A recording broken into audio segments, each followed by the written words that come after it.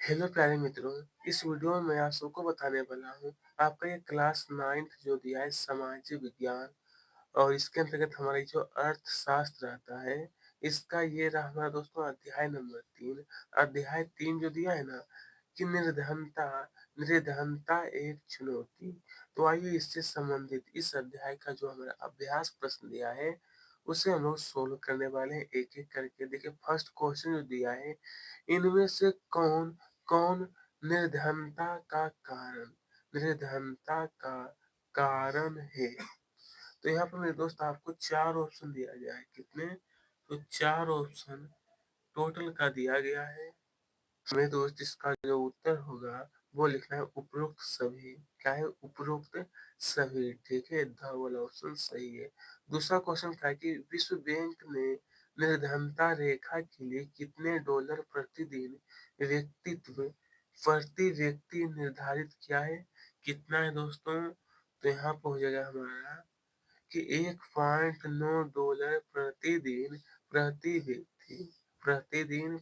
व्यक्ति। नंबर 3 में कहा गया है प्रधानमंत्री रोजगार योजना कब प्रारंभ की गई थी? क्या चीज? प्रधानमंत्री रोजगार योजना जो है वो यहाँ पे लिखना स वाला ऑप्शन सही है 2001 में। मेरे दोस्त यहाँ पर आपको टिक लगाना है 2001 वाला में। एक सेकंड रुकिए, थोड़ा सा गलत लग रहा है ये यहाँ पे क्या है, प्रधानमंत्री रोजगार योजना कब प्रारंभ की गई थी? ये जो प्रारंभ था दोस्तों इसमें 1993 में। कब हुआ था? 1993। ठीक है, यह बिल्कुल सही है। नंबर 4 में जो क्वेश्चन दिया है 2011 की जनगणना के अनुसार भारत में सबसे अधिक निर्धनता राज्य कौन सा था? कौन सा है दोस्तों? 2011 के अनुसार अनुसार तो यहाँ पर होगा बिहार। कौन है? बिहार। नंबर 5 में पूछा गया है राष्ट्रीय काम के बदले अनाज योजना कार्यक्रम कितने जिलों में लागू हुआ? कितने जिलों में? तो यहाँ पर 150। 150। आइए मेरे दोस्त इसके आगे जो दिया है केरल ने यहाँ पर जो भरना है संसाधन विकास पर अधिक ध्यान दिया। तो चलिए दोस्त इन सभी का जो आंसर है मैंने अच्छी प्रकार से आपको बताने का प्रयास करूंगा। ठीक है, तो फर्स्ट में जो दिया है ना कि केरल ने, तो यहाँ पर लिख लेना आपको मानव हो जाएगा। ठीक है, और यहाँ पर क्या भरना आपको 2000 लिखना है कि प्रधानमंत्री ग्रामोदय योजना 2000 में आरंभ हुई। तीसरा नंबर जो दिया है यहाँ पर भले आपको अलीराजपुर अलीराजपुर और यहाँ पर भरना मेरे दोस्त 150 लिखना है। कितना? 150 हो जाएगा। और यहाँ पर होगा असुरक्षित असुरक्षित। ठीक है मेरे दोस्त, चलिए इस तरीके से आप इन्हें पूरा करने के बाद जब आप लोग कर लीजिएगा तो यहाँ पर क्या है सत्य और असत्य वाला दिया है। तो ये फर्स्ट में जो दिया है वो असत्य होगा। दूसरा भी क्या है? असत्य ही आपको बताया गया है। और तीसरा जो वाक्य आपका दिया है भारत में ग्रामीण क्षेत्रों में 2400 कैलोरी, तो यह सत्य है। यह नंबर 4 जो दिया है यह भी हमारा बिल्कुल राइट है। और ये देखिए 5वां जो दिया है कि भूमिहीनता निर्धनता का आधार नहीं है, ये हमारा असत्य कहलाएगा। क्या है? असत्य। इसके आगे जब हम लोग देखें मेरे दोस्त आपका जो प्रश्न दिया था सही जोड़ा बनाना है खंड क और ये दिया है खंड ख। तो निर्धनता रेखा का मापन पंजाब और हरियाणा ग्रामीण रोजगार स्वर्ण जयंती ग्राम स्वरोजगार और उच्च आर्थिक समृद्धि प्राथमिक शिक्षा पर जोर।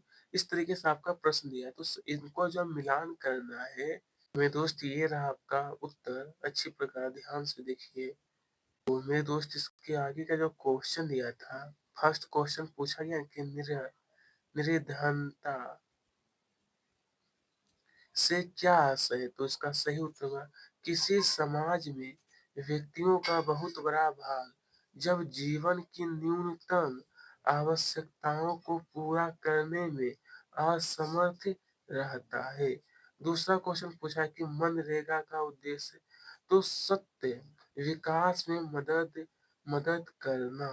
तीसरा क्वेश्चन पूछा गया था भारत में लघु किसान तो जिनके पास 1 से 2 हेक्टेयर की जमीन होती है, उसे हम लोग लघु किसान कहते हैं। ओके। नंबर 4 ये पूछा कि NSSO क्या है? तो राष्ट्रीय प्रतिदर्श सर्वेक्षण संगठन, यानी नेशनल सैंपल सर्वे ऑर्गेनाइजेशन। प्रधानमंत्री रोजगार योजना, आखिरकार मेरे दोस्त प्रधानमंत्री रोजगार योजना जो है, इसके बारे में आपको लिखना है कि 1993 में आरंभ हुई। इसका उद्देश्य ग्रामीण क्षेत्रों में और छोटे शहरों में शिक्षित बेरोजगार युवाओं के लिए स्वरोजगार के अवसर सृजित करना। इस तरीके से पूरा उत्तर लिखिए आप लोग। उसके बाद में दोस्त पूछा है अति लघु उत्तरीय में कि निर्धनता रेखा से क्या आशय है, इसका आशय क्या है? तो उत्तर लिखना है आपको। भारतीय योजना आयोग के अनुसार ग्रामीण क्षेत्रों में प्रति व्यक्ति 2400 कैलोरी तथा शहरी क्षेत्रों में प्रति व्यक्ति प्रतिदिन 2100 कैलोरी निर्धारित की गई है। कोई भी व्यक्ति जो इससे कम पा रहा है, उसे उसे निर्धनता रेखा से नीचे माना गया है, नीचे माना गया है। दूसरा क्वेश्चन पूछा कि भारत में सर्वाधिक गरीब जनसंख्या वाले 3 राज्यों के नाम। तो भारत में बिहार, उड़ीसा और असम गरीबी रेखा के नीचे जीवन यापन करने वालों की संख्या क्या है? सबसे अधिक है, सबसे अधिक। तीसरा क्वेश्चन है तीनों राज्यों के नाम बताइए। केरल, हिमालय और हिमाचल प्रदेश और पंजाब। यह क्या है? तो निर्धनता अनुपात सबसे कम है। नंबर 4 में पूछा कि असुरक्षित समूह में कौन कौन से सामाजिक समूह शामिल है? असुरक्षित में, तो मेरे दोस्त इसका उत्तर आपका ये रहा। वे लोग जो सामाजिक समूह निर्धनता के प्रति सर्वाधिक असुरक्षित हैं, वह अनुसूचित जाति और अनुसूचित जनजाति के परिवार हैं। उसी प्रकार आर्थिक समूह में सर्वाधिक असुरक्षित समूह ग्रामीण कृषि श्रमिक परिवार और नगरीय अनियत मजदूर परिवार है। ठीक है दोस्तों। आइए इसके आगे जो क्वेश्चन दिया है कि ऐसे कौन से राज्य हैं जहां निर्धनता में उल्लेखनीय गिरावट आई है? तो ये रहा मेरे दोस्त इसका सही उत्तर। उत्तर ठीक है। चलिए अब इसके आगे जो पूछा क्वेश्चन नंबर 6 में दोस्तों, पंजाब, हरियाणा और केरल में निर्धनता निर्धनता में गिरावट का कोई एक कारण। चलिए उत्तर लिखना है। पंजाब और हरियाणा जैसे राज्य उच्च कृषि वृद्धि दर से निर्धनता को कम करने में सफल हुए हैं। केरल में मानव संसाधन विकास पर अधिक ध्यान दिया है। क्या है? तो अधिक ध्यान दिया है। नंबर 7 में कहा है कि निर्धनता निरोधी उपाय कितने कारकों पर निर्भर, उनके नाम। तो उत्तर ये रहा। निर्धनता निरोधी उपाय 2 कारकों पर निर्भर है। पहला आर्थिक समृद्धि और लक्षित निर्धनता निरोधी निरोधी। नंबर 8 में पूछा है कि विकासशील देशों के बीच तुलना करने के लिए अंतरराष्ट्रीय संगठन ने निर्धनता रेखा के लिए कौन सा मानक तैयार किया है?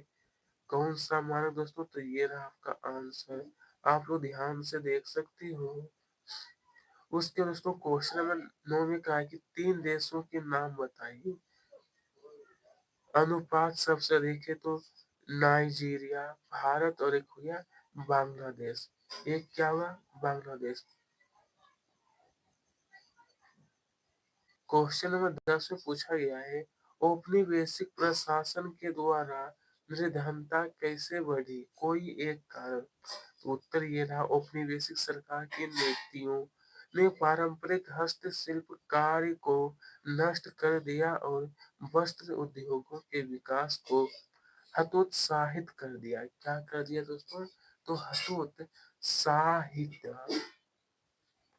इसके आगे जब हम लोग बढ़ते हैं तो आप लोग अपने बुक में भी देखिएगा ध्यान से, तो पूछा गया था कि निर्धनता के कारण क्या है, निर्धनता,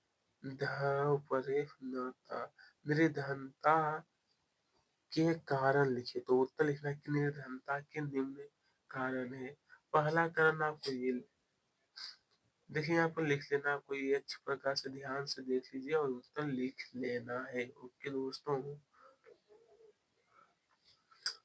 इसके आगे जब हम लोग बढ़ते हैं तो यहाँ पे पूछा है कि निर्धनता से क्या आशय, मतलब इसका अर्थ क्या होता है। तो देखिए, निर्धनता से आशय जीवन के लिए न्यूनतम उपयोगी आवश्यकता की प्राप्ति की न होने से निर्धन की आमदनी इतनी कम होती है कि वे उससे अपनी सामान्य आवश्यकता को भी पूरा नहीं कर सकते।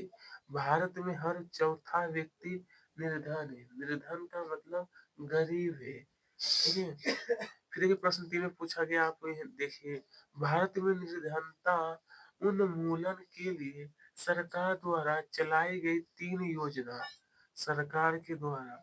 तो ये रहा मेरे दोस्त उत्तर आपका। भारत में निर्धनता के लिए सरकार द्वारा बहुत सी योजनाओं का संचालन किया जा रहा है। महात्मा गांधी राष्ट्रीय ग्रामीण रोजगार अधिनियम 2005, प्रधानमंत्री रोजगार योजना 1993, ग्रामीण रोजगार सृजन 1995, स्वर्ण जयंती ग्राम रोजगार योजना 1999। इस तरीके से आपको पूरा लिख लेना है। अब पूछा कि NSSO क्या है, ये क्या है NSSO, ये क्या है। तो देखिए, इसके बारे में आपको ये लिखना है, जो आपको यहाँ पर मैं बता रहा हूँ ना, अच्छी प्रकार से ध्यान से देखिए, और आपको अच्छी प्रकार से उत्तर भी लिख लेना है, ठीक है। तो चलिए अब आगे का क्वेश्चन देखते हैं हम लोग। यहाँ पर फिर पूछा प्रश्न 5 में, राष्ट्रीय राष्ट्रीय काम के बदले अनाज कार्यक्रम के बारे में लिखना है। तो ये रहा उत्तर कि राष्ट्रीय काम के बदले में अनाज कार्यक्रम 2004 से देश के सबसे पिछले 150 जिलों में लागू किया गया था। यह कार्यक्रम उन सभी ग्रामीण निर्धनों के लिए है जिन्हें मजदूरी पर रोजगार की आवश्यकता है। इस तरीके से मेरे दोस्त पूरा उत्तर लिख लेना जितना आपको बताया गया है, ठीक है। मैं आशा करता हूँ कि आपको यहाँ पर, अगर आपको कहीं पर कोई परेशानी होती है तो आप हमें कमेंट करके बताने का प्रयास जरूर करें। फिर पूछा क्वेश्चन नंबर 6 में, भारत में निर्धनता के कोई 4 प्रमुख कारणों का वर्णन करना है। तो पहला पॉइंट लिखना है कि निरंतर जनसंख्या वृद्धि, इसके बारे में आपको ये पूरा लिखना है। दूसरा पॉइंट जो दिया कि निर निरक्षरता, निरक्षरता, तो इसके बारे में आपका ये हो गया। तीसरा पॉइंट आपका दिया है बेरोजगारी, तो भारत में बेरोजगारी गरीबी का प्रमुख कारण है। और सामाजिक कारण आपका ये रहा। ओके मेरे दोस्तों, हाँ तब चलिएगा। अब आगे का क्वेश्चन का है कि निर्धनता उन्मूलन के वर्तमान सरकारी कार्यक्रमों की व्याख्या कीजिए। तो तो उत्तर लिखना है कि महात्मा गांधी राष्ट्रीय ग्रामीण रोजगार अधिनियम जो था ना, वो 2005 है। इसका उद्देश्य कि सतत विकास में मदद करना। इस तरीके से मेरे दोस्त पूरा उत्तर लिख देना है, ठीक है। देखिए, यह जो है दीर्घ उत्तर, ये तो थोड़ा सा लंबा लिखना ही पड़ता है।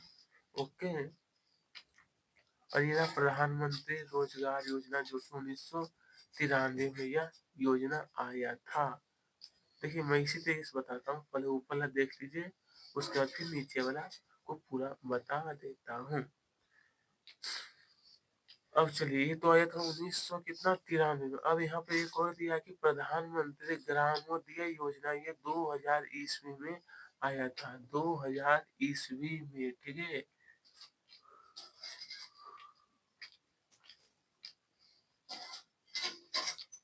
आइए, अब यहाँ पर क्वेश्चन नंबर 8 में कहा है, भारत में निर्धनता को दूर करने के उपाय लिखिए। उत्तर होगा, भारत में निर्धनता को दूर करने के प्रमुख उपाय इस प्रकार है।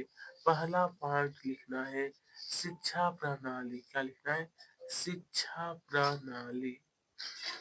दूसरा पॉइंट हुआ जनसंख्या नियंत्रण। जनसंख्या नियंत्रण। तीसरा पॉइंट आपको लिखना है कृषि। तीसरा पॉइंट क्या है?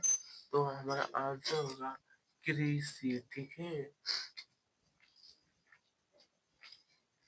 चौथा पॉइंट आपका ये रहा है पिछड़े एवं अविकसित क्षेत्र। पिछड़े एवं अविकसित क्षेत्रों। फिर देखिए एक और दिया है हमारा लघु उद्योग और कुटीर उद्योग। तो ये रहा दोस्तों इनके बारे में उत्तर। ओके, तो आइए अब इसके आगे भी देखते हैं। ये अब आगे देखते हैं हम सभी लोग। आइए मित्रों, इसकी आगे का जो क्वेश्चन दिया था राष्ट्रीय ग्रामीण रोजगार गारंटी अधिनियम 2005 की मुख्य विशेषता इसका क्या है? तो ये रहा मेरे दोस्त उत्तर। महात्मा गांधी राष्ट्रीय ग्रामीण रोजगार अधिनियम 2005 का उद्देश्य सतत विकास में मदद करना ताकि सूखापन। इस तरीके से आप लोग देख लीजिए पूरा अच्छी प्रकार से। ऊपर वाला देखने के बाद ये थोड़ी सी लंबी दिया गया है, ये थोड़ी सी लंबी है। नीचे तक लिखे कि अनुसूचित जाति अनुसूचित जनजाति एवं महिलाओं का हिस्सा इस तरीके से दिया गया है। ठीक है दोस्तों। हाँ तो चलिए अब आगे देखते हैं। यहाँ और ये सभी जो प्रश्न आपका दिया है ना, ये बनाने का नहीं है। ठीक है, और यहीं पर हमारा यह समाप्ति भी होता है। आप सबका बहुत बहुत धन्यवाद।